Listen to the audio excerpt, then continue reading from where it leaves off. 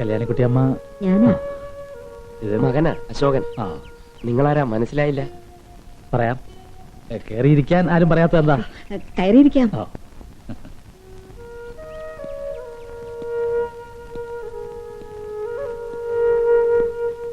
ഇരിക്കൂ. അമ്മ ഇരിക്കൂ, ഇരിക്കൂ. വരം സാർ, വരം വരം വരം വരം വരം. നമ്മളെയല്ലേ വഴി വെച്ച്?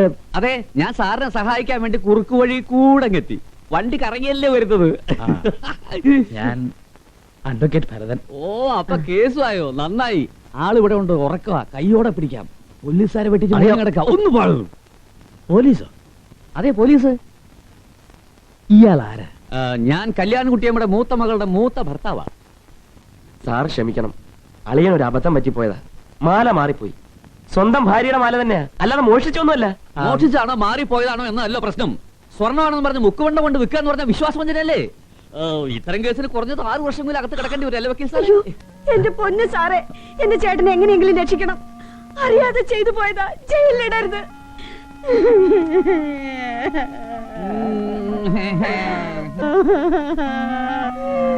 ഞാൻ നിങ്ങൾ ഉദ്ദേശിക്കുന്ന ആളല്ല. വളരെ പ്രധാനപ്പെട്ട ഒരു കാര്യവുമായിട്ടാണ് ഞാൻ വന്നത്. ദാ, ഇയാളെ അമ്മയ്ക്ക് മനസ്സിലായത് നോക്കണം. ഇത് നമ്മുടെ വീരപ്പനല്ലേ? അല്ലേ?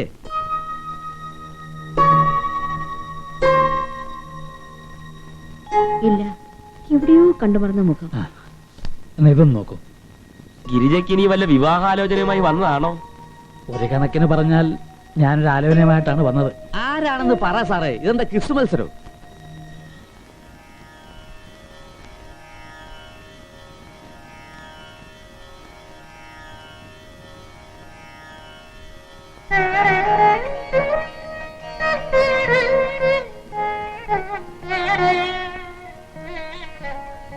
അയ്യോ, ഇതെന്റെ വാസുകുട്ടിയല്ലേ?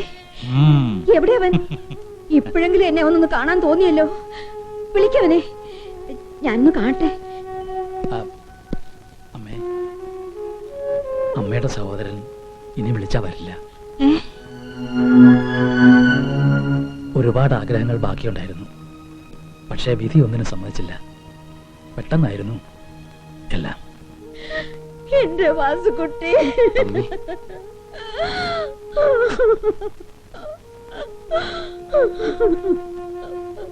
വരൂ.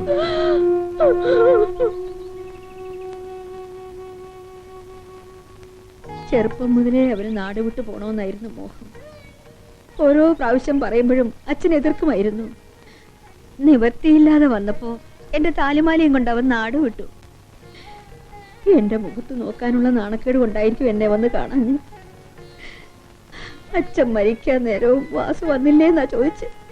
കഴിഞ്ഞതൊന്നും ഓർത്ത് വിഷമിക്കുകയല്ല വേണ്ടത്. പോയവരോ പോയി. ജീവിച്ചിരുന്നപ്പോ അവർക്ക് ചെയ്യാൻ പറ്റാത്ത എന്തെങ്കിലും ബാക്കിയുണ്ടെങ്കിൽ നമ്മളായിട്ടത് പൂർത്തീകരിച്ചു കൊടുക്കുക. എല്ലാവരെയും വന്നൊന്ന് കാണണമെന്ന് ഈ അടുത്ത കാലത്തിനോട് പറയുകയുണ്ടായി. വിധി എന്നൊന്നുണ്ടല്ലോ, അതുപോലെ നടക്കൂ. ഇവിടുന്ന് പുറപ്പെട്ടു പോയ അദ്ദേഹം വന്നുപെട്ടത് തമിഴ്നാട്ടിലെ മധുരാന്തകം എന്ന് പറഞ്ഞ സ്ഥലത്താണ്. ഒരുപാട് കഷ്ടപ്പെട്ടു. ആരൊക്കെയോ സഹായിച്ചു, കുറെ പണം ഉണ്ടാക്കി. അക്കാലത്താണ് ഒരു ഗൗണ്ടറുമായി അടുപ്പത്തിലായത്. ആ അടുപ്പം അയാളുടെ മകളുമായുള്ള വിവാഹത്തിൽ കലാശിച്ചു. അങ്ങനെ വാസുദേവൻ നായർ കോടീശ്വരനായി. കൗണ്ടർ നായർ എന്ന് പറഞ്ഞാൽ ആ നാട്ടിൽ അറിയാത്തവരായി ആരുമില്ല. മരിക്കുന്നതിന് മുമ്പ് അദ്ദേഹം എന്നെ ഒരു ആഗ്രഹം അറിയിച്ചു. ഈ സ്വത്തിൻ്റെയൊക്കെ അവകാശിയായ തൻ്റെ ഏക മകളെ അമ്മയുടെ മകനെ കൊണ്ട് വിവാഹം കഴിപ്പിക്കണം.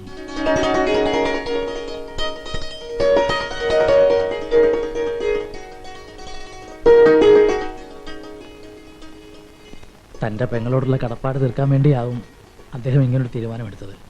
ഈ വിവരം നിങ്ങളെ ധരിപ്പിക്കാനും അങ്ങോട്ട് വരണമെന്ന് പറയാനുമാണ് ഞാൻ വന്നത്. അങ്ങോട്ട് വരണമെന്ന് വെച്ചാൽ? അങ്ങോട്ട് വരണമെന്ന് വെച്ചാൽ കോടിക്കണക്കിന് വില പതിക്കുന്ന സ്വത്തുക്കൾ വേണ്ടവിടെ നോക്കി നടത്താൻ അവിടെ ആളില്ലാതെ വിഷമിക്കുകയാണ്. ഉടനെ പോകാളിയാ. അല്ല വക്കീൽ, ഒരു സംശയം ചോദിച്ചോട്ടെ.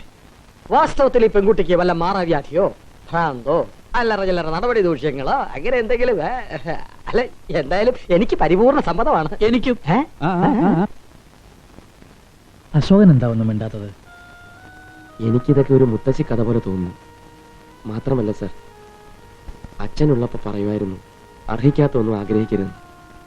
വേണ്ട വേണ്ട സാർ. എല്ലാം നിങ്ങൾക്ക് അവകാശപ്പെട്ടത് തന്നെയാണ്. ഇതൊക്കെ ഒരു ഭാഗ്യമാണെന്ന് കരുതി സന്തോഷിക്കുക. എന്തായാലും നിങ്ങൾ വരുന്നു എന്നുള്ള കാര്യം ഞാനോട് അറിയിക്കുകയാണ്.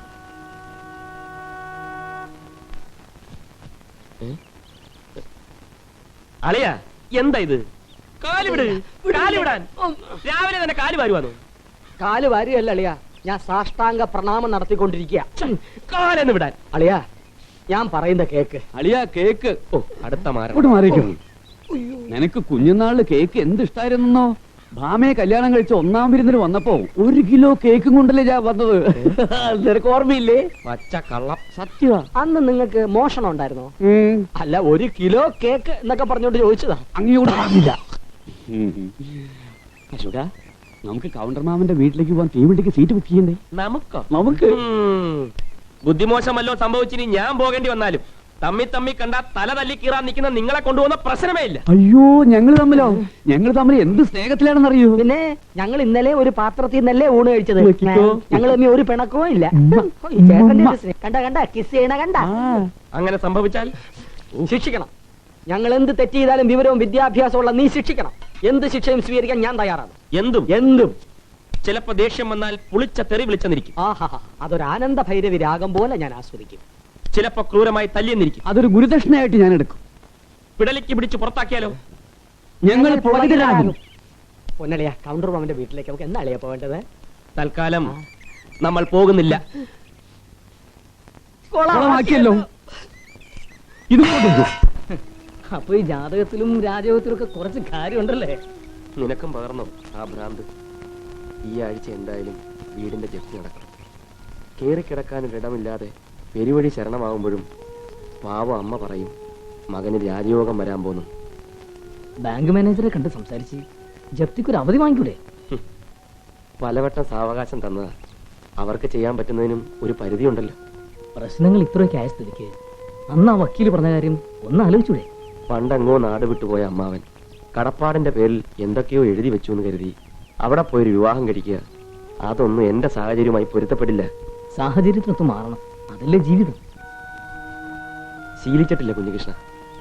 ഒന്നുമില്ലെങ്കിലും എല്ലാം ഉണ്ടെന്ന് അഭിനയിക്കണം. മുണ്ട് മുറുക്കി ഉടുത്തായാലും മാനം കാക്കണം. മടിയിലിരുത്തി അച്ഛൻ തന്ന ഉപദേശങ്ങളാണിതൊക്കെ. മറ്റെന്ത് സഹിക്കാം? ഏട്ടൻ നടത്താൻ പോകുന്ന രാജകീയ കല്യാണവും സ്വപ്നം കണ്ട് കഴിയുന്ന പെങ്ങടെ മുഖത്ത് നോക്കാൻ ആ മടി.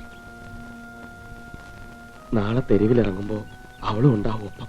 അശോക, നീ ഇങ്ങനെ സാരമില്ലടാ. പോസ്റ്റ്മാനെ കാണുമ്പോ അശോകന്റെ വിലാസം മാറിയ കാര്യമൊന്ന് പറയണം. ദൂരെ എവിടെയെങ്കിലും ഒരു സ്ഥലവും വീട്ടുപേരും നീ ചുമ്മാ പറഞ്ഞാ മതി. വരട്ടെ.